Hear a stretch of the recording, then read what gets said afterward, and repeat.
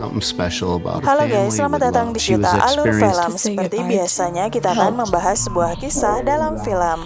Sebuah film dokumenter yang menceritakan tentang kisah dari Maya, seorang anak kecil yang mengidap penyakit bernama CRPS, Sindrom Nyeri Regional Kompleks. Awalnya kisah antara Beata dan juga Jack berjalan dengan baik. Beata berasal dari Polandia, dan dirinya juga bersekolah dengan baik. Walaupun sebelumnya gurunya pernah mengatakan jika dirinya tak akan menjadi sukses karena tak bisa berbahasa Inggris. Namun Beata tak mudah menyerah dengan kata tidak. Dirinya berhasil membiayai kuliahnya dan menjadi perawat kateterisasi jantung. Dirinya menikah dengan Jack. Beata sangat menginginkan anak, dirinya juga menyiapkan segalanya dengan baik.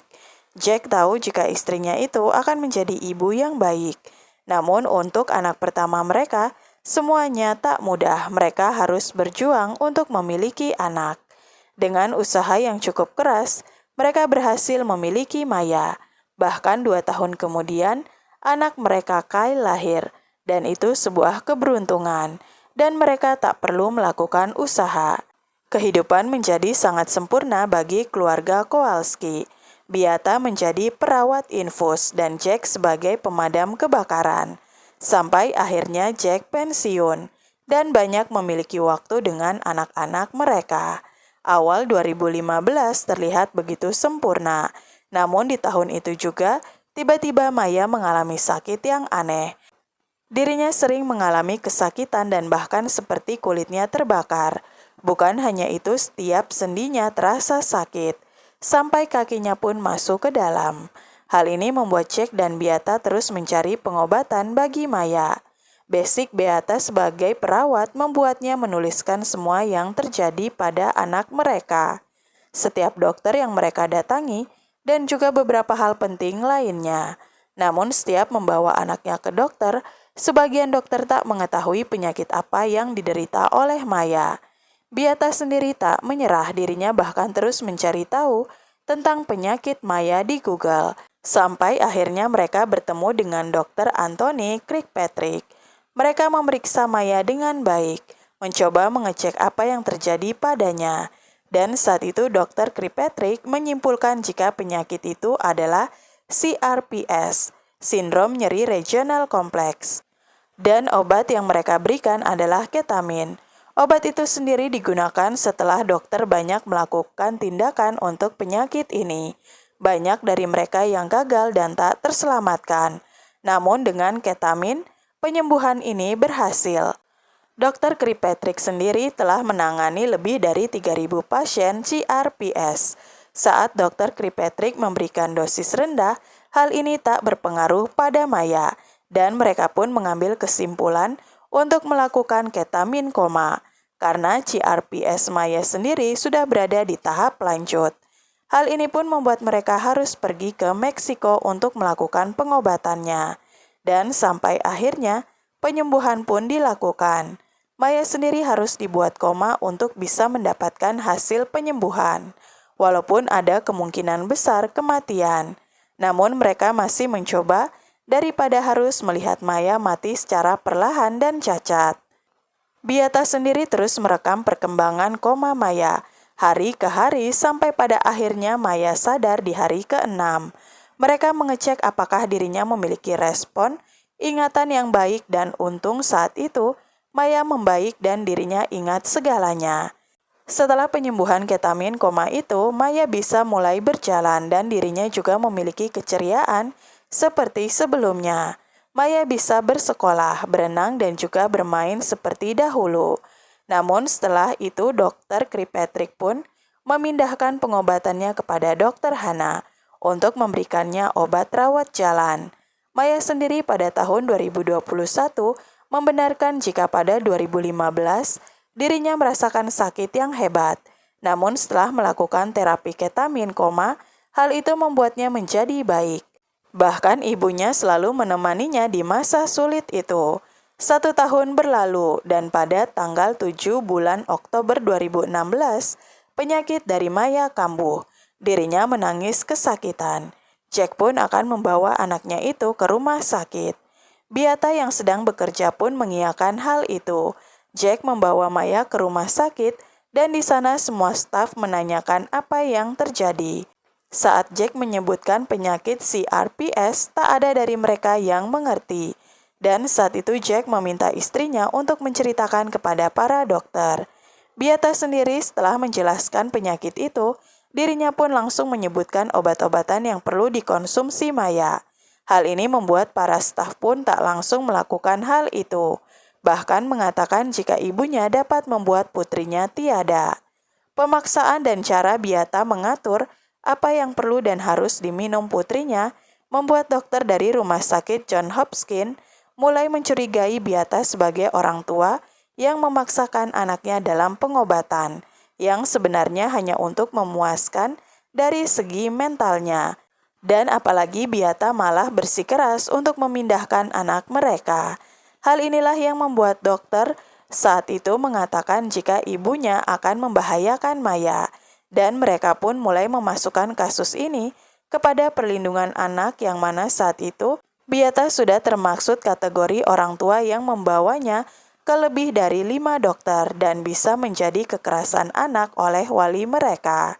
Sejak saat itu akhirnya saat Jack mengunjungi putrinya, dirinya kembali bertemu dengan wanita berambut hitam, Dr. Sally Smith, yang mana dirinya hanya melihat Jack dan kemudian Maya, menanyakan bagaimana tentang penyakitnya, dan bagaimana mungkin mereka bisa memberikan dosis ketamin yang tinggi kepada Maya. Jack memperjelas jika semua itu berdasarkan resep dokternya. Dengan keadaan ini, akhirnya Jack dan Beata pun dilarang untuk menemui anak mereka. Dan kini Maya ada di bawah perwalian negara. Jack dan Beata sangat sedih, mereka pun akhirnya mencari pengacara untuk hal ini. Mereka memilih Debra sebagai pengacara. Di sini Debra sendiri sangat takjub dengan Beata, yang tahu betul tentang penyakit anaknya. Dirinya sangat memahami bagaimana Maya. Menurut Debra, hal yang terjadi sepertinya dipicu oleh kejujuran Beata yang membuat dokter rumah sakit Johns Hopkins ada yang tersinggung dan memicu konflik ini. Beata sendiri diminta untuk mendatangi psikolog yang akan memeriksa tentang dirinya, apakah memiliki salah satu sindrom Monson-Wally. Tapi ternyata hal itu tak terjadi, dan Beata mengalami gangguan penyesuaian dan depresi karena tak bisa bertemu dengan anaknya. Namun bagaimanapun mereka kalah dengan sistem. Saat dimana pengadilan diadakan, Jack dan juga Beata tak diperbolehkan memiliki kontak dengan Maya, dan hal ini sempat membuat Beata saat itu pingsan. Dengan berjalannya waktu, Jack masih diizinkan untuk mengunjungi putrinya itu. Namun saat itu putrinya terlihat sangat tak baik, kondisinya menurun. Pertemuan singkat tanpa boleh menanyakan bagaimana keadaan, menyinggung tentang rumah dan juga ibunya. Jack hanya bisa mengikuti hal itu untuk bisa tetap bertemu dengan putrinya. Bahkan setelah kejadian ini, keluarga Jack menjadi berantakan. Banyak konflik antara dirinya dan juga Beata. Jack tak ingin Beata membuat ulah yang akan semakin membuat mereka kacau dengan pihak rumah sakit. Namun Beata tetap memfokuskan segalanya untuk penyembuhan anaknya. Bahkan saat berkomunikasi dengan Maya, Beata juga tak sekali berselisih dengan para perawat yang menemani Maya tentang pengobatannya. Dan hal ini cukup membuat Jack kesal. Bahkan saat Maya mengingat saat itu, dirinya hanya tak tahu kenapa dirinya tak bisa bertemu dengan ayah dan juga ibunya. Maya terus bertanya tapi tak ada yang menjawabnya. Beberapa percakapan terus dilakukan Beata pada Maya saat diizinkan. Namun saat itu Maya juga mendapat pendamping seorang dokter bernama Catherine Beatty, yang mana saat itu Beata mengetahui jika dokter itu mendapatkan tuduhan kekerasan pada anak. Hal ini juga membuat Beata tak tenang. Surat yang dituliskannya untuk anaknya pun tak pernah sampai pada Maya. Beata dituduh melakukan kekerasan anak. Namun di sisi lain wanita yang menjaga putrinya malah memiliki tuduhan yang sama. Namun kasus ini tak berjalan lama. Gugatan Dr. Beatty pun ditangguhkan. Dan saat itu pernyataan Maya pun mengatakan saat itu dirinya menerima ucapan Dr. Kathy dengan mengatakan jika dirinya akan berada di rumah asuh. Ibunya akan berada di rumah sakit jiwa, dan Katie akan mengasuhnya. Hal ini membuat Maya sangat sedih. Bahkan bukan hanya itu, Katie sendiri mengadukan tentang Beata yang tak memiliki percakapan baik di telepon. Hal ini pun membuatnya kehilangan kesempatan untuk berkomunikasi dengan Maya. Dan pastinya membuat Beata menjadi hancur dan menyebut mereka sebagai monster. Bahkan bukan hanya itu, Beata juga berada di bawah investigasi. Dirinya seorang ibu namun dianggap sebagai penjahat yang akan mengancam anaknya sendiri. Detektif Graham yang waktu itu bertemu dengan Jack pun menanyakan beberapa hal dan menegaskan apakah Jack akan menjauhkan Maya dari ibunya jika Maya kembali padanya. Jack pun menjawab iya. Setelah pertemuan itu, Jack menceritakan segalanya kepada Beata, dan ini membuatnya semakin hancur. Dan Jack tahu jika Beata merasa dihianati. Namun menurut Debra, kuasa hukum mereka, Jack mau tak mau harus melakukan hal itu jika ingin anak mereka keluar. Kalau tidak, maka mereka juga akan kehilangan Maya untuk selamanya. Saat dimana pertengahan Desember 2016, pengadilan kembali dilakukan. Perang besar kekuatan rumah sakit dan juga orang tua adalah hal yang cukup rumit. Keadaan masih sama, bahkan saat itu Beata dilarang untuk memeluk anaknya. Penolakan yang aneh, yang membuat semuanya berakhir. Dan bagi Debra, dirinya tahu jika kini tak ada yang bisa mengembalikan pelukan itu lagi. Pada 8 Januari 2017, saat itu Jack dan juga Beata diundang di acara ulang tahun anak tetangga. Dan hal yang terjadi, ternyata Beata tak mau ikut, dirinya mengalami pusing. Saat kembali, Jack mengira istrinya itu sedang tidur. Namun tak berselang lama, Peter datang, saudara dari Beata. Dirinya berkeliling rumah dan kemudian menemukan Beata telah tiada. Dirinya gantung diri di garasi. Jack merasa sangat muak. Dirinya tahu jika penolakan hakim yang membuat Beata melakukan hal ini. Bahkan Jack tak tahu apa yang akan dikatakannya kepada Maya nantinya. Beata sendiri menulis sebuah surat untuk hakim. Dirinya hanya ingin anaknya keluar dari rumah sakit itu. Menulis pesan untuk Maya. Dirinya sangat menyayanginya dan berharap Kyle bisa menjadi orang yang sukses dan taat pada Tuhan. Dirinya hanya tak kuat jauh dari Maya dan juga dianggap sebagai penjahat. Saat itu Maya hanya bisa menangis dengan kepergian ibunya. Setelah kejadian itu, hakim pun mengalihkan pengobatannya kepada dokter lain. Dan mereka mendapatkan jika Maya mengalami CRPS. Tanggal 13 Januari, Maya berhasil bebas dari rumah sakit Johns Hopkins dan mengembalikan perwalian kepada Jack. Tanggal 13 Januari, Maya berhasil bebas dari rumah sakit Johns Hopkins. Dan 4 tahun kemudian, tepatnya 15 Desember 2020, Maya menjadi seorang remaja. Dirinya mengenal ibunya sebagai ibu penyayang, cerdas, dan setia. Maya merasa sedih dirinya bebas dan harus kehilangan salah satu yang sangat disayanginya tanpa bisa mengucapkan kata perpisahan. Maya dibebaskan pada tahun 2017 dan semua pengobatan harus di bawah kendali pengadilan dan tanpa menggunakan pengobatan ketamin. Dengan berjalannya waktu, terapi yang dilakukan Maya mengalami kemajuan, namun dirinya tetap didiagnosa CRPS yang kapan saja bisa kambuh. Jack sendiri tahu jika Beata melakukan hal itu hanya untuk hari ini. Walaupun sulit menjalani dua peran sekaligus, tapi Jack terus bertahan. Ternyata banyak juga yang mengalami hal yang sama seperti Maya.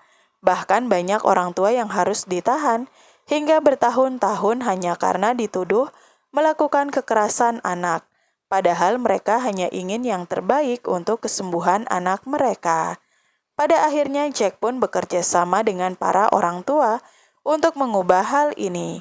Dan mereka meminta pertanggungjawaban kepada Johns Hopkins, keadilan untuk ibu mereka. Semua catatan yang ditinggalkan Beata membuat kemudahan bagi mereka untuk menuntut.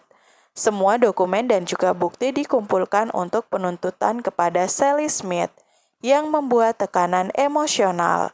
Perang ini akan menjadi perang yang sulit karena rumah sakit juga akan mempersiapkan yang terkuat untuk mereka. Semua kejadian, rekaman data, dan juga bukti Maya dianggap sebagai pembohong saat dirinya sakit.